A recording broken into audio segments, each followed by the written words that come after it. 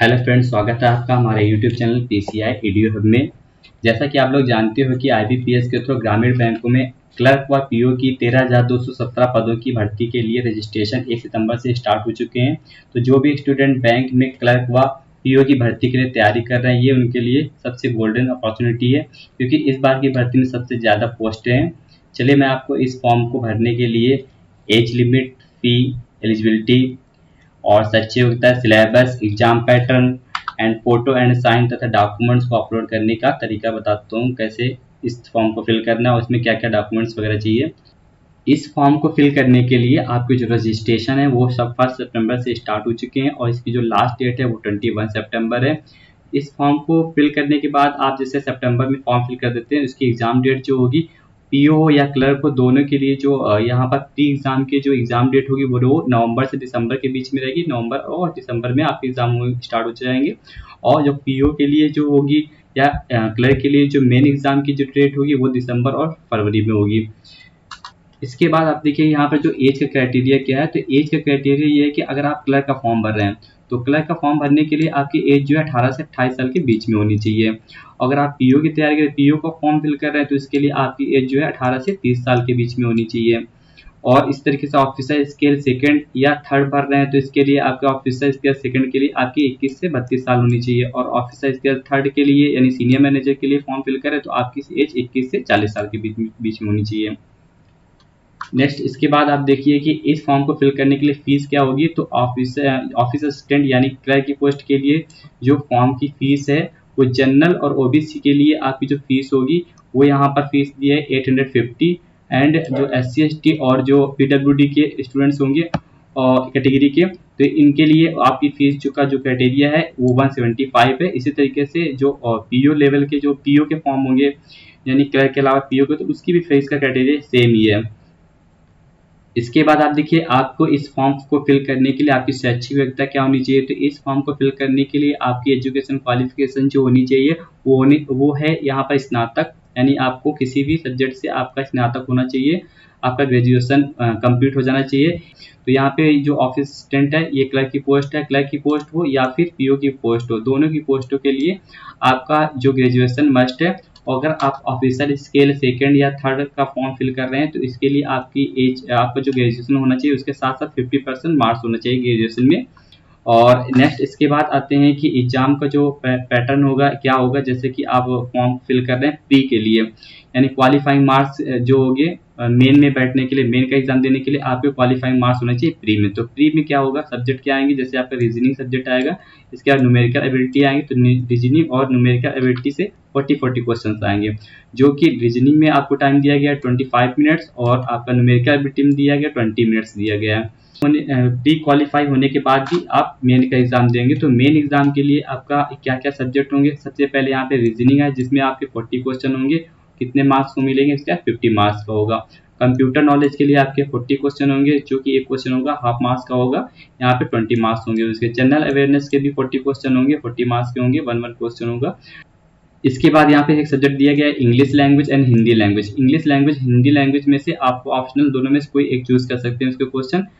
तो यहाँ पर नेक्स्ट होगा न्यूमेरिकल एबिलिटी। न्यूमेरिकल आपके मैथ के क्वेश्चन जो होंगे वो 40 क्वेश्चन होंगे और 40 क्वेश्चन में से आपके 50 मार्क्स के रहेंगे। और सभी का जो क्राइटेरिया या ड्यूरेशन होगा वो अलग अलग है। जैसे रीजनिंग के लिए आपको 30 मिनट्स मिलेंगे और कंप्यूटर नॉलेज के लिए 15 मिनट्स में आपको कंप्लीट करने होंगे। जनरल अवेयरनेस के लिए 15 मिनट्स होंगे और इंग्लिश लैंग्वेज के लिए 30 मिनट्स होंगे। हिंदी लैंग्वेज के लिए आपको 30 मिनट्स मिलेंगे और न्यूमेरिकल एबिलिटी के लिए भी 30 मिनट्स होंगे। टोटल 120 मिनट्स का होगा आपका, यानी 2 घंटे का आपका एग्जाम होगा। नेक्स्ट आप देख लीजिए कि इस फॉर्म को फिल करने के लिए आपके पास कौन कौन से डॉक्यूमेंट को अपलोड करना होगा और कौन कौन सी चीज़ें स्कैन करनी पड़ेगी। तो सबसे पहले इसके लिए इस फॉर्म को फिल करने के लिए आपके पास एक पासपोर्ट साइज फोटो होनी चाहिए और सिग्नेचर आपको अपलोड करने होंगे। लेफ्ट थंब इम्प्रेशन को अपलोड करना पड़ेगा। हैंड रिटन डिक्लेरेशन स्टेटमेंट जो होगा उसको हमें अपलोड करना पड़ेगा। साथ ही साथ जो क्वालिफाइंग सर्टिफिकेट होगा इस फॉर्म के लिए, जो भी इसेंशियल क्वालिफिकेशन होगी उसका आपको अपलोड करना होगा डॉक्यूमेंट। इस फॉर्म को फिल करने के लिए आपकी जो फोटो होगी उसका साइज होगा 4.5 सेंटीमीटर इंटू 3.5 सेंटीमीटर। इसका डायमेंशन जो होगा 200 से 230 पिक्सल का होगा और जो फोटो आप अपलोड करोगे उसका साइज जो होगा 20 KB से 50 KB के बीच में होना चाहिए।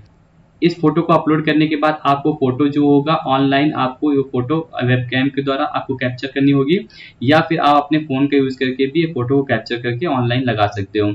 तो यहाँ पर दोनों तरीके से फोटो आपको अपलोड करनी होगी। नेक्स्ट आप देख लीजिए कि सिग्नेचर का क्या क्या क्राइटेरिया रहेगा। तो जो भी एप्लीकेंट होगा उसको जो व्हाइट पेपर पर ब्लैक पेन के द्वारा साइन करना है, और जो साइन का डायमेंशन होगा वो 140 से 60 पिक्सल के बीच में रहेगा, और इसका जो साइज होगा वो 10 KB से 20 KB के बीच में रहेगा। और तो आपको जो सिग्नेचर करने हैं वो आपको कैपिटल लेटर में नहीं करने। अगर आपको कैपिटल लेटर में पूरा साइन सारे लेटर्स कैपिटल लेटर में क्लिक कर दिए तो आपका ये सिग्नेचर जो है अमान्य कर दिया जाएगा। इस फॉर्म को फिल करने के लिए आपका जो लेफ्ट थंब इम्प्रेशन होगा वो फाइल का साइज JPG होना चाहिए, और साथ ही साथ डायमेंशन जो होना चाहिए 240 से 240 पिक्सल होना चाहिए।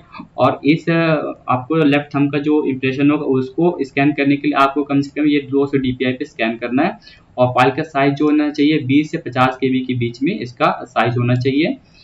नेक्स्ट आप देख लीजिए कि जो हैंड रिटन डिक्लेरेशन इमेज होगी, जो अपने हाथ के द्वारा जो लिखा जाएगा मैटर, वो क्या लिखा जाएगा, ये स्टेटमेंट जो लिखा हुआ है ये आपको टाइप लिखना है हैंड रिटन। एक ब्लैंक जो व्हाइट पेपर होगा उसमें आपको टाइप लिख लेना है, और लिखने के बाद आपको इसको स्कैन करना है। तो जो स्कैन करने के बाद इसका जो डायमेंशन होगा वो कितना लेना है, 800 से 400 पिक्सल, और 200 DPI पे इसको स्कैन करना है।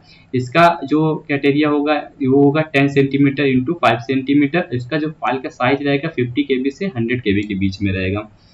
नेक्स्ट आप देखिए कि यहाँ पर इस फॉर्म को फिल करने के लिए आपको जो डॉक्यूमेंट है वो अपलोड करना है, वो हाई स्कूल की मार्कशीट को भी अपलोड करना है। जैसे कि मेरा डॉक्यूमेंट मस्ट भी PDF फॉर्मेट में होना चाहिए, पेज का साइज जो होना चाहिए A4 साइज में आपको स्कैन करना है, और 500 KB से आपका ज़्यादा नहीं होना चाहिए फाइल का size, PDF and size not more than the 500 KB, और इस फाइल को आपको PDF में अपलोड करना होगा।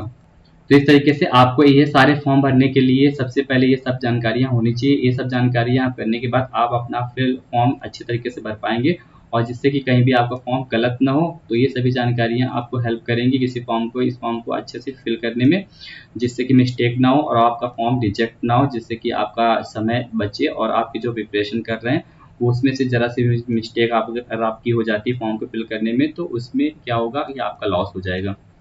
तो चलिए मिलते हैं इसी तरीके से और भी यूज़फुल जो भी भर्तियाँ आगे आती हैं उसके बारे में मैं आपको वीडियो बना के इसको इन्फॉर्म करता रहूँगा। तो मिलते हैं नेक्स्ट वीडियो में।